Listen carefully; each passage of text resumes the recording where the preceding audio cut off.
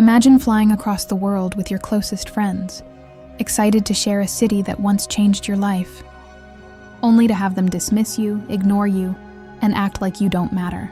That's what happened to me on a trip to Brazil. But when they finally pushed me too far, I let karma do the talking. And trust me, they'll never forget the day they missed the boat. Literally. If you've ever had friends underestimate you or take advantage of you, hit that like button and subscribe, because today's story is the perfect mix of disrespect, betrayal, and oh so satisfying revenge. I'd been waiting for this trip for years. Brazil wasn't just a vacation spot for me, it was a place close to my heart. I studied there once, and it was the first place I truly learned to be myself. The beaches, the music, the people, everything about that city felt like home. So when I finally got the chance to return, I didn't want to go alone. I invited my friends, Kylie, her husband Gabe, and Natalie to come with me. From the start, we were buzzing with excitement. We planned to attend a huge music festival I'd dreamed about for years. Every time I suggested a place to visit, my friends would light up and say, "OMG, I can't wait to see it in person." It felt like we were in this together, as one big adventure. There was also one detail that made me the natural leader of the group. I was the only one who spoke Portuguese. I told them I'd handle the communication, and they seemed relieved. We even planned a trip to a protected island you could only reach by fishing boat. I spent days messaging local fishermen, translating everything over WhatsApp, and arranging the whole thing. I sent all the details in English so no one would miss a thing. I thought I was being a good friend. Little did I know, they didn't see it that way. On our first day, I noticed something strange. Every time we went out to eat, Kylie would whip out her phone, point it at the menu, and use some app to translate it.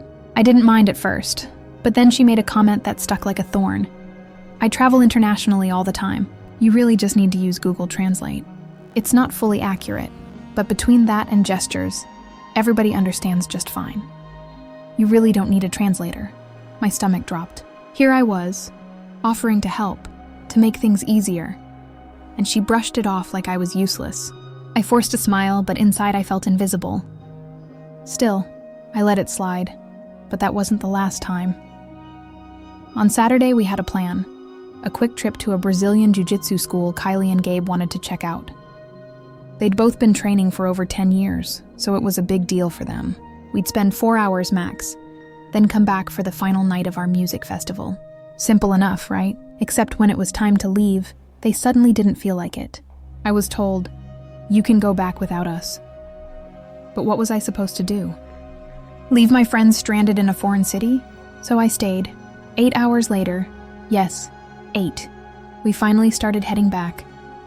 By the time we got home, traffic was awful, and they suddenly didn't feel like going to the festival anymore. Just like that, half my day and my final night at the festival were gone. I was frustrated, but I tried to brush it off.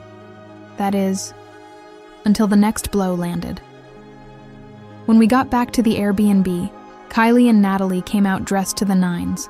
Sparkling jewelry, pretty dresses, the whole deal. I thought they were just playing dress up. Then Kylie smiled and said, "All right, OP, our Uber is here to take us to dinner." "Have fun at the festival," I froze. "Wait, what?" "I told you I wasn't going tonight." She just shrugged. The communication was all over the place, and I was tired of feeling like an afterthought. I snapped a little and told them the truth. The communication's been terrible these past few days, and honestly, I'm over it. But they just walked out. I felt humiliated, used. I wasn't a friend to them, I was just their translator and safety net. The next morning was supposed to be our big island trip, the one I spent days organizing, messaging fishermen in Portuguese, booking times, arranging details. But something inside me broke that morning. I realized I needed to put my own happiness first. I wasn't about to waste another day being dragged around, dismissed, and ditched. So I sent them a message. "Hey, I think I'm going to hold off on the island trip. I want to take some time for myself before the trip ends." Within minutes, the texts started rolling in. They wanted the details, the boat info, the location, everything. And that's when I remembered Kylie's words. You don't need a translator. Google Translate and gestures are enough. So you know what I did? I forwarded the fisherman's messages, exactly as I received them. One in Portuguese, one in Spanish. No explanations, no hand-holding. If Kylie was such a pro at traveling, she'd figure it out. Meanwhile, I grabbed my bag, headed to the beach, and soaked in the sunshine. For the first time that trip, I felt at peace.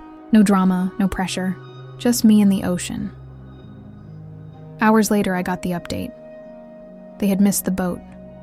Completely. Apparently, they didn't realize how far away the dock was. They fumbled with the foreign language texts, scrambled with Google Maps, and by the time they figured things out, it was too late. I laughed out loud reading their message. This was the same Kylie who told me my skills weren't needed. The same Kylie who ditched me for dinner. And now, she missed the one trip she was most excited about. That night, Natalie admitted it. We missed the boat. The irony was too sweet. All their arrogance, their dismissiveness, their "we don't need you." And yet, without me, they couldn't make it. My petty revenge wasn't loud or dramatic. I didn't scream, didn't fight, didn't even say "I told you so." All I did was let them taste the exact independence they claimed to have. And the silence of that empty dock, that was karma speaking louder than I ever could. Looking back, it wasn't about missing a boat. It was about respect. Sometimes the best revenge isn't about planning some big scheme. It's about stepping back and letting people prove themselves wrong. Because when someone underestimates you, life has a way of humbling them. If this story gave you chills, smash that like button and tell me in the comments, have you ever had a friend treat you like you didn't matter? How did you handle it? And don't forget to subscribe for more real-life revenge stories that prove karma never misses the boat.